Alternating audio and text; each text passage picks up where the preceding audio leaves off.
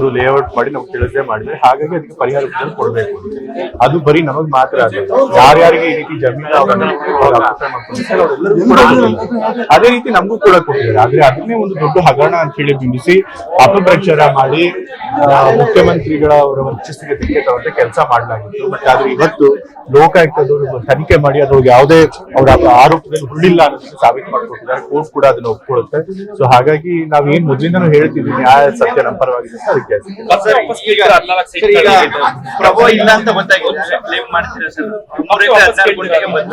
ಅದನ್ನ ನಾವು ತಂದೆಯವ್ರನ್ನ ಕೇಳ್ಬೇಕು, ತಾಯಿಯವ್ರನ್ನ ಕೇಳ್ಬೇಕು. ಯಾಕೆಂತಂದ್ರೆ ಅಲ್ಟಿಮೇಟ್ಲಿ ಅದು ತಾಯಿಯವ್ರಿಗೆ ಬರ್ಬೇಕಾಗಿತ್ತು. ಹಾಗಾಗಿ ಅವ್ರು ಏನ್ ನಡೆಯಲ್ಲ ಅಂತ ಕೇಳ್ಬೇಕು. ನ್ಯಾಯವಾಗಿ ಬರ್ಬೇಕಾಗಿದ್ದನ್ನ ತೆಗೆದುಕೊಂಡದನ್ನೇ ಅವ್ರು ಹಗರಣ ಅಂತ ಹೇಳಿ ಬಿಂಬಿಸಿ ಸುಳ್ಳು ಹೇಳಿದ್ರು. ಸೊ ಹಾಗಾಗಿ ಅವ್ರು ಅದಕ್ಕೆ ನೊಂದು ತಂದೆಯವ್ರಿಗೆ ಅದರಿಂದ ತೊಂದರೆ ಆಗ್ಬಾರ್ದು. ಅವ್ರು 45 ವರ್ಷಗಳಿದ್ದ ರಾಜಕೀಯ ಪಯಣದಲ್ಲಿ ಯಾವತ್ತೂ ಕೂಡ ಆ ರೀತಿ ಆರೋಪ ಬಂದಲ್ಲಿ ಭ್ರಷ್ಟಾಚಾರದ ಆರೋಪ, ಆದ್ರೆ ಅವ್ರ ಕಾರಣದಿಂದ ಬಂದಿದೆ ಅಂತ ಹೇಳಿ ಅವ್ರು ಬೇಸತ್ತು ಅದನ್ನ ವಾಪಸ್ ಕೊಟ್ಟಿದ್ರು. ಸೊ ಹೀಗಾಗಿ ಇವತ್ತು ನಾವು ಮೊದಲಿಂದ ಅವ್ರು ಏನ್ ಹೇಳ್ತಿದ್ರು, ಅವರು ನಿರಪರಾಧಿಗಳು ಅಂತ ಹೇಳಿ ಅದಕ್ಕೆ ಜಯ ಸಿಕ್ಕಿದೆ. ಮುಂದೆ ಅವ್ರು ಏನು ಬೆಳಗ್ಗೆ ಮೈಸೂರು ಬಂದ ಬೆಳಗಿನ ಬೇರೆ ಬೇರೆ ಕಾರ್ಯಕ್ರಮಗಳಲ್ಲಿ ತೊಡಗಿಸ್ಕೊಂಡಿದ್ದೀನಿ. ತಾಯಿಯವ್ರ ಜೊತೆ ಮಾತಾಡಿದ್ರು. ಕುಮಾರಸ್ವಾಮಿ ಅವರು ಲೋಕಾಯುಕ್ತ ವರದಿನ ದೇವರೇ ಕಾಪಾಡಬೇಕು, ಅವ್ರ ಇಷ್ಟ ಬಂದಂಗೆ ಬರ್ಸ್ಕೊಂಡಿದ್ದಾರೆ. ಯಾವಾಗ್ಲೂ ಹಾಗೆ ತಮ್ಮ ರಾಜಕೀಯ ವಿರೋಧಿಗಳು ಪರವಾಗಿ ಏನಾದ್ರು ವರದಿ ಬಂದ್ರೆ ಅದನ್ನ ಟೀಕೆ ಮಾಡುವಂಥದ್ದು ಪ್ರತಿಪಕ್ಷ ಯಾವಾಗ್ಲೂ ಮಾಡುವಂಥದ್ದು. ಬಟ್ ಆದ್ರೆ ಲೋಕಾಯುಕ್ತದವ್ರು ನಿಷ್ಪಕ್ಷಪಾತವಾಗಿ ತನಿಖೆ ಮಾಡಿದರೆ ಯಾವ್ದೋ ಪ್ರಭಾವ ಕೊಡೋಕ್ಕಾಗಿಲ್ಲ. ಸೊ ಹಾಗಾಗಿ ನಮ್ಗೆ ನ್ಯಾಯ ಸಿಕ್ಕಿದೆ. ಇಡಿ ಕೂಡ ಮತ್ತೆ ತನಿಖೆ ಶುರು ಮಾಡ್ತಾ ಇದೆ, ಇನ್ನೂ ಕೂಡ ವಿಚಾರಣೆ ನಡೆಸ್ತಾ ಇದೆ. ಅವ್ರು ಏನ್ ಬೇಕಾದ್ರೂ ತನಿಖೆ ಮಾಡ್ಕೊಳ್ಳಿ, ಅವ್ರು ಏನೇ ತನಿಖೆ ಮಾಡಿದ್ರು ಅಲ್ಟಿಮೇಟ್ಲಿ ಇದೇ ತೀರ್ಪು ಬರುತ್ತೆ. ಸರ್, ಈಗ ಪಂದ್ಯವರು ಮುಂದಿನ ಚುನಾವಣೆ ನಿಲ್ತಿದೆ ಅನ್ನುವಂಥದ್ದು ಮಾತಾಡಿದ್ರೆ ಸರ್ ಜೊತೆ ಏನಾದ್ರು ಚರ್ಚೆ ಮಾಡಿಲ್ಲ. ಆಕ್ಚುಲಿ ಮುಂದಿನ ಚುನಾವಣೆ ನಿಲ್ಲಲ್ಲ ಅಂತ ಹೇಳಿರೋದು. ಬಟ್ ಆದ್ರೆ ಅವ್ರು ಏನ್ ಹೇಳಿದ್ದಾರೆ ಅಂತಂದ್ರೆ ಮುಂದಿನ ಚುನಾವಣೆಯಲ್ಲೂ ಕೂಡ ಕಾಂಗ್ರೆಸ್ ಪಕ್ಷನ ಗೆಲ್ಸೋದಕ್ಕೆ ಅವರು ಮುಂದಾಳತ್ವ ವಹಿಸ್ಕೊಂಡು ಮಾಡ್ತಿದ್ದಕ್ಕೆ ಅವರು ಚುನಾವಣೆ ನಿಲ್ತೀನಿ ಖಡಾಖಂಡಿತವಾಗಿ ಹೇಳಿಲ್ಲ. ಮುಂದಿನ ಸರಿ ನನಗೆ ಲೀಡ್ ಕೊಟ್ಟು ನಾನು ಮಾಡ್ತೀನಿ. ಆ ರೀತಿ ಸ್ಪಷ್ಟವಾಗಿ ಚುನಾವಣೆ ನಿಂತ್ಕೋತೀನಿ ಅಂತ ಹೇಳಿಲ್ಲ. ಪಕ್ಷ ಗೆಲ್ಲುವಂತ ಗೆಲ್ಲಿಸುವಂತ ಪ್ರಯತ್ನ ಮಾಡ್ತೀನಿ. ಸರಿ, ಉದಯಗಿರಿ ಗಲಾಟೆ ವಿಚಾರವಾಗಿ RSS ಅವರು ಕೂಡ ಬಂದು ಗಲಾಟೆ ಮಾಡಿದ್ರು, ಪಕ್ಷದ ಉತ್ಸಾಹ. ಈಗ ಲಕ್ಷ್ಮಣ್ ಅವರು ಒಂದು ಆರೋಪ ಮಾಡಿದ್ರು, ಅವ್ರ ಹತ್ರ ಏನ್ ಸಾಕ್ಷಿಗಳು ನನ್ಗೆ ಗೊತ್ತಿಲ್ಲ. ಬಟ್ ಆದ್ರೆ RSS ಅವರು ಇತಿಹಾಸ ನೋಡಿದ್ರೆ ಹಲವಾರು ಕೋಮ್ಗಲ್ಗಳಲ್ಲಿ ಅವ್ರ ಕೈವಾಡ ಇದೆ. ಸೊ ಹಾಗಾಗಿ ಅದೇ ಆಧಾರದ ಮೇಲೆ ಇದ್ರು ಅಥವಾ ಸ್ಪೆಸಿಫಿಕ್ ಆಗಿ ಅವ್ರಿಗೆ ಏನಾದ್ರು ಸಾಕ್ಷಿಗಳಿದೆ ನನಗೆ ಗೊತ್ತಿಲ್ಲ, ನಾನು ಕೇಳಿಲ್ಲ ಲಕ್ಷ್ಮಣ್ ಅವ್ರನ್ನ. ಸೊ ಅಕಸ್ಮಾತ್ ಆ ರೀತಿ ಅವ್ರಿಗೆ ಅನುಮಾನ ಇದ್ರೆ ತನಿಖೆ ಆದ್ರೆ ಆ ದಿಕ್ಕಿನಲ್ಲೂ ತನಿಖೆ ನಡೆಯುತ್ತೆ. ತನಿಖೆಯಲ್ಲಿ ಏನಾದ್ರು ಸಾಕ್ಷಿ ಧರಿಸಕ್ಕೆ RSS ಅವ್ರು ಇನ್ವಾಲ್ವ್ಮೆಂಟ್ ಇದ್ರೆ ಖಂಡಿತ ಅವ್ರಿಗೂ ಕೂಡ ಶಿಕ್ಷೆ ಆಗುತ್ತೆ. ವೋಟ್ ಬ್ಯಾಂಕ್ಗೋಸ್ಕರ ಇಷ್ಟೊಂದು ಓಲೈಕೆ ಮಾಡಬೇಕಾಗಿತ್ತು ಬಿಜೆಪಿ ಮತ್ತೆ ನಾವ್ ಯಾರ್ದು ಓಲೈಕೆ ಮಾಡಿಲ್ಲ. ಅದು ಯಾವುದೇ ಧರ್ಮದವರಾಗಿರ್ಲಿ, ಯಾವುದೇ ಸಮುದಾಯದವರಾಗಿರ್ಲಿ, ಕಾನೂನು ಕೈಗೆತ್ತಿಕೊಳ್ಳುವಂತ ತಪ್ಪು. ಯಾರು ತಪ್ಪು ಪೋಸ್ಟ್ ಹಾಕಿ ಕೋಮು ಸಾಮರಸ್ಯನ ಹಾಳು ಮಾಡಿದಾರೋ ಅವ್ರದ್ದು ತಪ್ಪು. ಆದ್ರೆ ಅದನ್ನ ಪ್ರತಿಭಟನೆ ಮಾಡಕ್ ಹೋಗಿ ಅದನ್ನ ಹಿಂಸಾಚಾರಕ್ಕೆ ತಿರುಗಿಸೋದು ಕೂಡ ತಪ್ಪು. ಸೊ ಇಬ್ರು ಮೇಲೂ ಕೂಡ ನಾವು ಕ್ರಮ ತೆಗೆದುಕೊಂಡಿದ್ದೀವಿ. ಯಾರಿಗೂ ಕೂಡ ನಾವು ಓಲೈಕೆ ಮಾಡಕ್ಕೆ ಹೋಗಿ 1,000 ಜನರ ಮೇಲೆ FIR ಆಗುತ್ತೆ. ಇವತ್ತಿನವರೆಗೂ ಕೂಡ ಕೇವಲ 20 ಜನ ಮಾತ್ರ ಅರೆಸ್ಟ್ ಮಾಡುವಂತದ್ದು.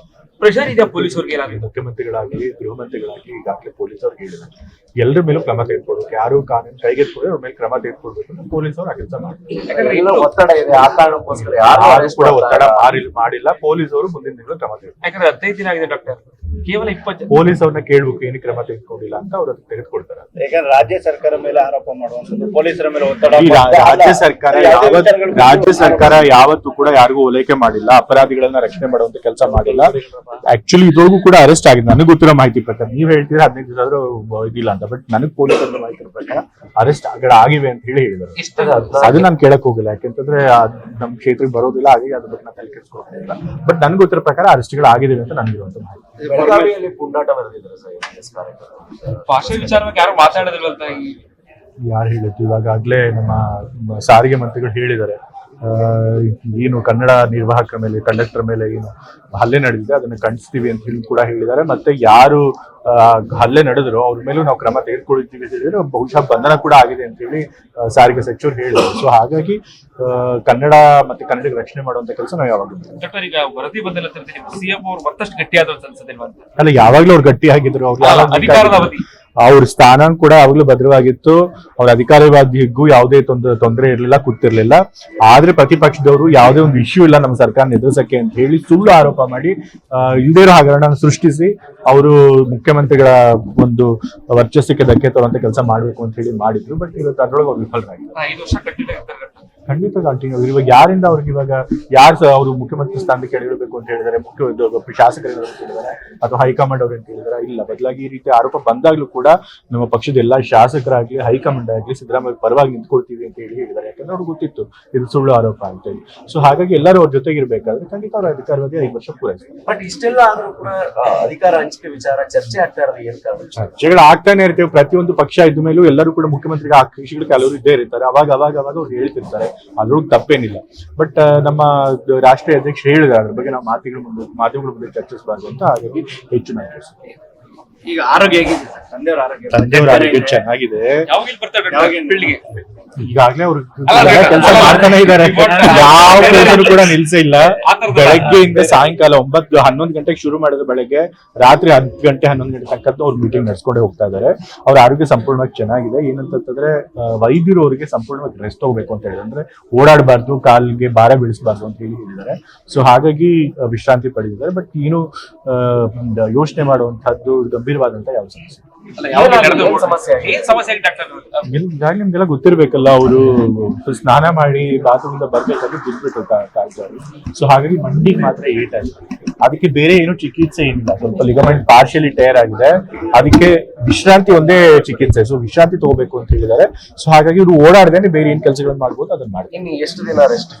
ಅವರು ವೈದ್ಯರು 6 ವಾರಗಳ ಕಾಲ ರೆಸ್ಟ್ ಹೋಗ್ಬೇಕು ಅಂತ ಹೇಳಿದ್ದಾರೆ. ಈಗಾಗಲೇ 4 ವಾರಗಳ ಮೇಲಾಗಿದೆ.